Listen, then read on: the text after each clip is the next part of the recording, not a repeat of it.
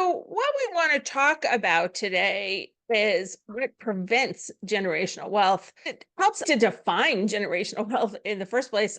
What that means is that assets that pass from one generation to the next and to the next, and so on. So, ideally, in multi generational wealth, each set of parents is paying it forward to the future generation of kids and grandkids and great grandkids so that over time, family security compounds along with financial security. In our respective businesses, we talk so much about trying to create multi-generational wealth, creating a new generation of real estate investors that then teaches our kids and grandkids, et cetera. And we were talking the other day about like all the things that get in the way of that. We came up with a list of 10 things. I was surprised we came up with so many. It's interesting that it's a goal that a lot of people aspire to get to. And then the stats show that only a small fraction of people actually are transferring wealth Mm.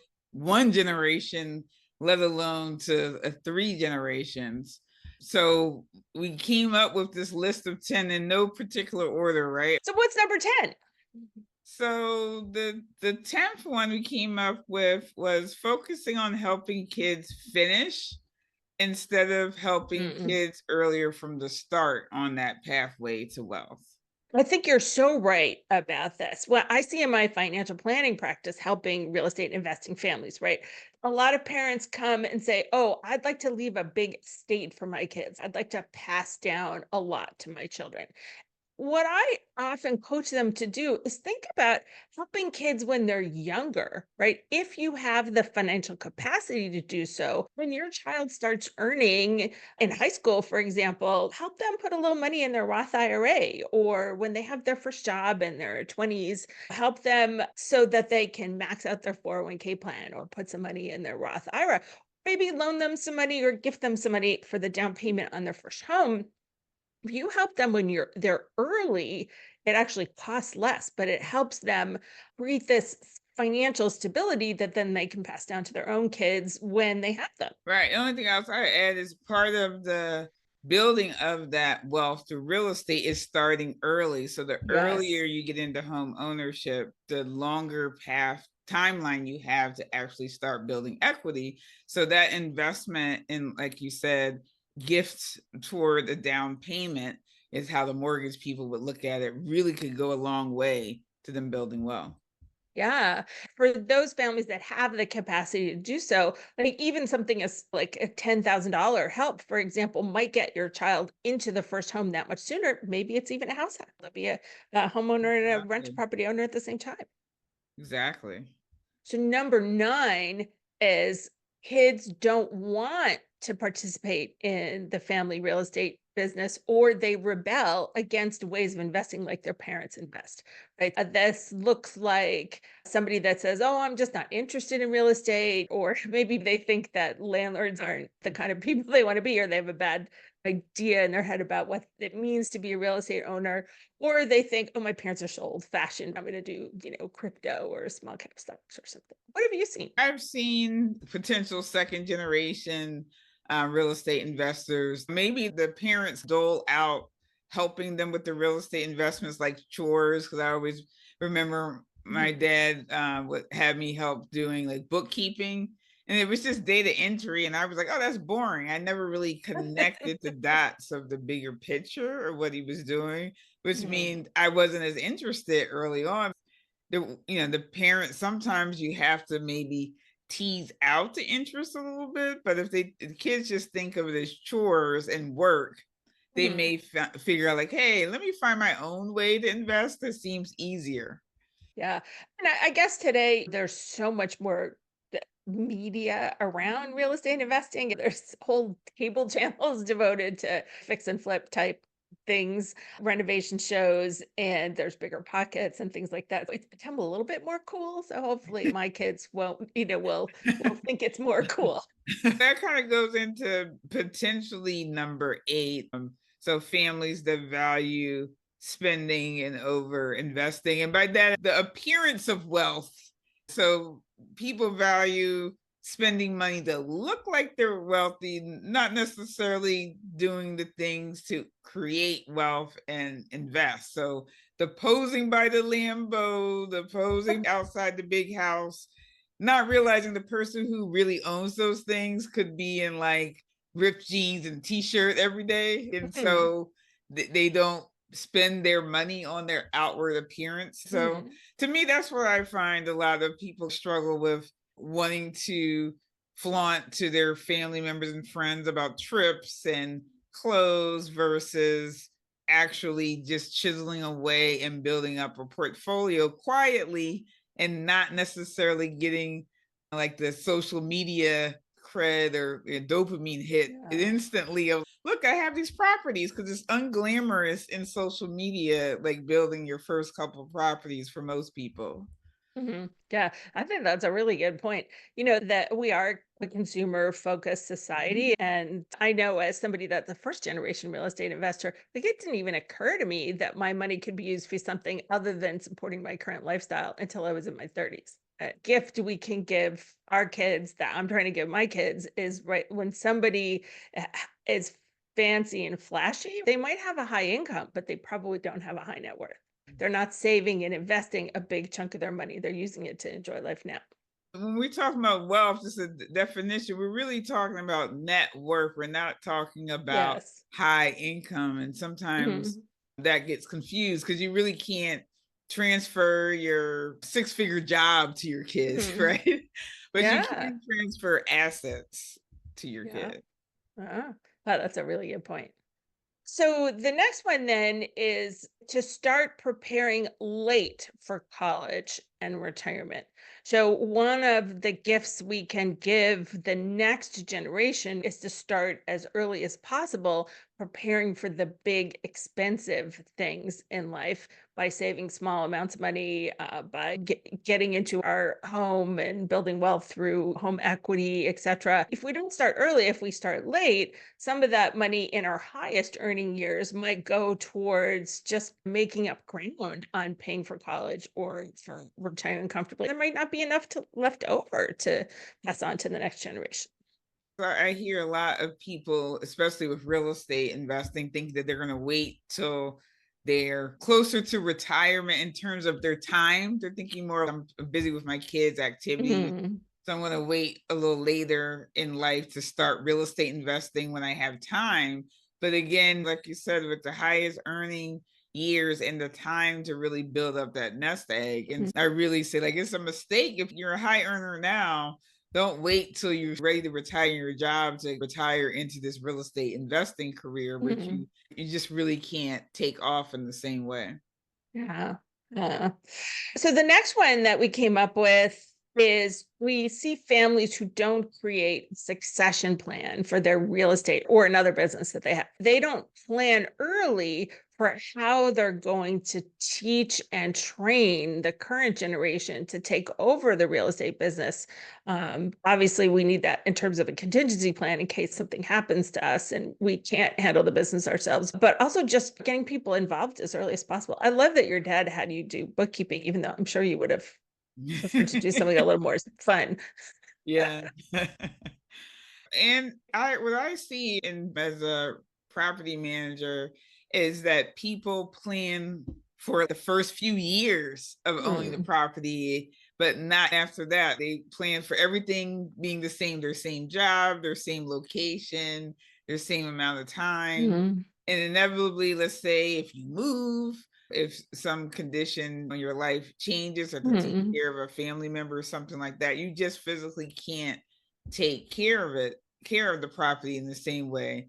Even very seasoned investors are so fixed in their ways that they just think that they'll be doing it the same way for 30 years. And the reality for most of us, it just doesn't pan out that way.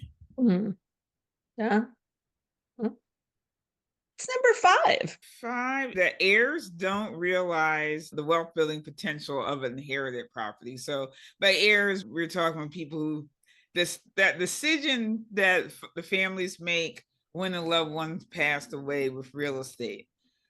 What I see, and sometimes it's no fault of the family, they may be getting advice from an attorney who's just quick trigger, sell the property. It's just like someone passes away, it's a state, sell the property is first, as opposed to what are our options? Is there a scenario that would make sense for a group of the family members to keep the property as a rental? And Mm. not realizing that, maybe if the property is in a good location, it could be a great rental property.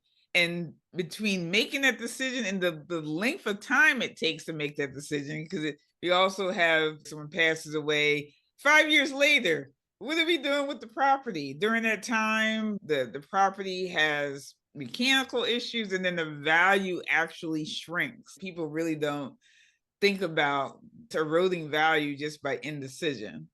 So those are the things I see. Yeah, I definitely see that in my financial planning practice. I have groups of clients coming to me. Usually it's siblings, right, who have inherited a property jointly and trying to figure out what to do with it. Sometimes it's not the right decision to keep the property, but Mhm. for many times it is the right decision to keep the property, or maybe to sell the property and to turn that into another real estate investment, if that works out to be better. Taking clients through a really systematic process, evaluating their decisions in inherited property and figuring out what they need to do to launch their venture together if they are co-owners. Hmm. Don't you have a guide about this, Veronica? Yes, I do. Yeah. Hopefully we'll put a link to it in the below the video. But ultimately the guide's about that decision to keep or sell and weighing the pros and cons. It really should be an analysis of what it would look like to really figure out what's best for you. The next one on our list is the racial wealth gap. So I wish we didn't have to have this on the list when we're going over the Yeah. list. I'm just like, I'm a member of the National Association of Real Estate Brokers, which is the Black trade organization for real estate professionals across the country. And every year they put out the state of housing in Black America report, which they pretty much document the wealth gap as it relates to housing, and lots of stats in it. But the most poignant one to me is that the housing ownership gap today is greater than it was in 1970.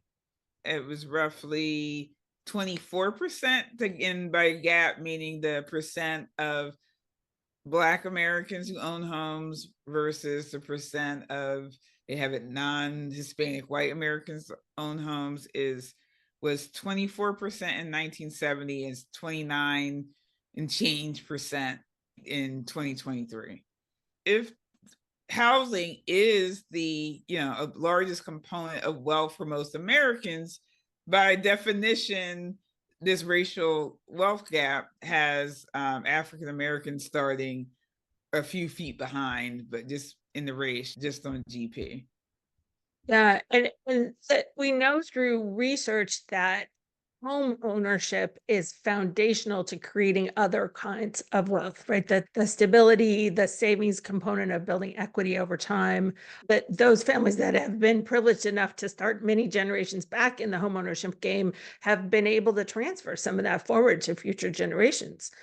It's a sad fact of the US that we aren't creating more opportunities for people to get into the home ownership game, and that we have a shortage of available homes, particularly starter homes, to buy in the US. I think the continued appreciation of housing is probably a key factor that's driving Mhm. the increased gap, is because as homeowners who already own homes are like cheering the values are going up, that really just creates a more home affordability gap for a lot of Americans. Mhm. Do you see this being tied to, in some ways, fixing the problem? Is this is tied to point number three, which is lack of financial literacy. Families aren't necessarily passing on to future generations, maybe because they aren't aware of the fundamentals of financial literacy that allows you to accumulate assets over time that grow in value, and then passing them on to the next generation, or maybe the credit card debt or student loans, or all the things that in our consumer life can kind of interfere with growing net worth. I'm continually surprised by just the lack of foundation financial literacy taught in K through 12, Mhm. because there's a whole industries of credit counseling, but that's after you go get into Yeah. financial problems. There's tons of credit counseling companies, but there's not a lot of resources that are devoted to starting kids on the right path early. A lot of that conversation happens in families. And now I'm older than you, but so I'm right on the cusp of Gen X and Boomer, right? But uh, in my parents, they did not talk about money ever. If you talked about money, they would say it's not polite to talk about money. Right? And so I think a lot of folks in my generation grew up where until they started seeing things on CNBC or having their own trials and tribulations themselves and learning from their own mistakes, they just didn't have conversations with their parents about money. My kids' generation can have that a little easier. There's just a plethora of financial information out there now, but information alone, being able to read it or even watch it on TV is no substitute for learning it from your parents. No, I agree. And I guess we skip over to that was on our list. Not talking about money Mhm. and family finances with your children.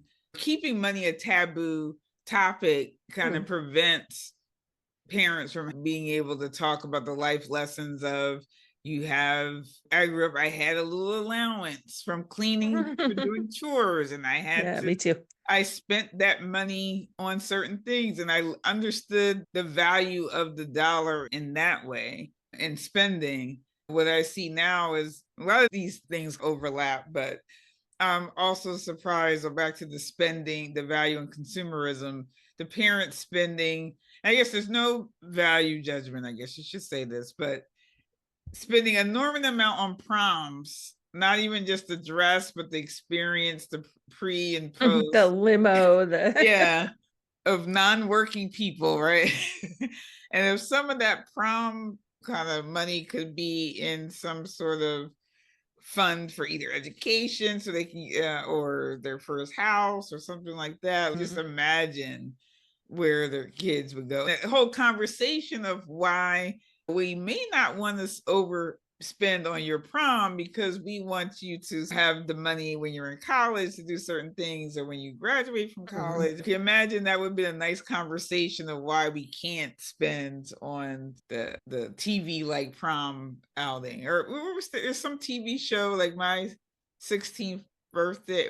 I know I'm blanking out. Really? I'm showing my age. There's some show where like celebrities Yeah. would have these really fancy birthdays. I think that's what prompted the regular middle class kids having These extravagant prom and senior yeah, year experiences. Yeah. Yeah. And that can be really expensive, right? That could buy somebody a car or help them have less student loans for being in college, or could even be invested and saved for the down payment on the first property. You're right. Yeah. exactly. And so the other thing that we saw that prevents generational wealth is actually operational, which is failing to create an estate plan. And an estate plan is a system of legal documents that allows you to transfer wealth from one generation to the next exactly the way that you want to. But a minimum, people having wills, for example, is a simple estate plan.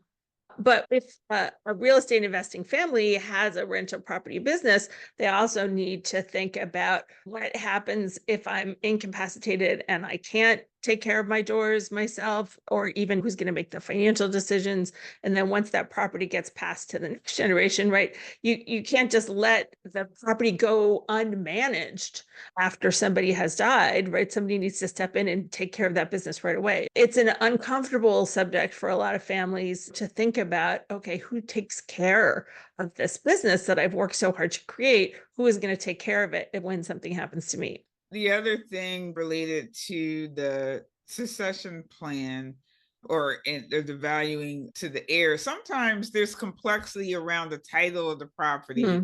that Oh, prevents good that point. easy Yeah. transfer. So there's these liens that maybe the initial owner didn't fully take care of. And to be able, let's say the family, I'm thinking of potential, I have a family in mind, they couldn't sell the property, or they could have, but it was going to be a challenge to sell the property because there were some outstanding liens that the grandmother didn't fully clear out. Just the conversation around figuring out, wrapping their heads around what to do, Mhm. delayed them from making a decision and have them just do nothing with the Mhm. property. That kind of is a mess of not clearly having estate to estate plans be laid out Mhm. clearly, and fumbling of how to manage the property when whoever was the last caretaker of the property was alive. Yeah, good point. Going back to what you mentioned before, Veronica, the longer that the heirs sit in indecision with inherited property, the more value they're eroding. In a case where somebody dies without a will, for example, depending on the laws of each particular state, the state has a set of rules of how that property is going to get divided if somebody dies without a will. And so it could get complicated.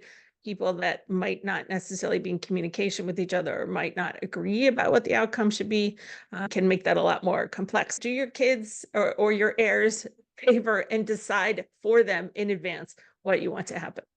Right. And have that conversation with them, wrapping back up to about talking about money, Hmm. just having an open conversation about Yes. the decisions that you make as you're doing it. There's nothing wrong with involving your kids to Mhm. like the strategy that you're doing in your investing career early on. Hopefully you're piquing interest, right? That's your goal, not necessarily to Mhm. say, hey, this is what you're going to be doing in 20 years or 30 years, but actually getting sparking their own Mhm. interest to want to follow more in your footsteps. A lot of parents say to me, "Oh, I don't want to tell my kids how much I make, or I don't want my kids to know how much we have because they don't want their children to feel spoiled if they've managed to build up a nice net worth for themselves." And so you can do that in stages, right? As you mentioned, giving children an allowance when they're younger is a good way to help them learn how to manage money or paying them for chores beyond their expected everyday chores. As children get older, helping them open checking accounts and getting their first debit card and understanding that, maybe being an investor in a Roth IRA, as we mentioned earlier. Then, once they're in late teens and college years, they should be able to understand more about the operations of the real estate businesses, including the financial aspects of that. I don't see any reason to keep that a secret from your kids if you want them to eventually take over. Right. And I guess we're wrapping up just like any other business. So we're talking Yeah. about the real estate business, but any other business, if I think maybe people understand that more if you're a photographer or whatever, and you're trying to clue your kids in on the business, they may want to understand like how you're trying to grow your business. You start with giving them a camera, and then they you take them on locations with Mm, you to do shoots, and then if they have their own interests, they may have their own ideas to take it to the next level. At least they understand where you're going, and they it becomes a vision that they'll see themselves a part of, as mm, opposed to that's just what my parents do, but this is what yeah. our family potentially could do, and it could be even bigger. We're so lucky in this conversation and in this Real Estate for Generations program that you come from a multi-generational real estate investing family. So lots of wisdom to share. Yeah, and I feel the burden to try to pass it on. It shouldn't stop with me. And I know that as we talked about, there are a lot of odds against that. But I think with more conversations across family members early, maybe more is possible.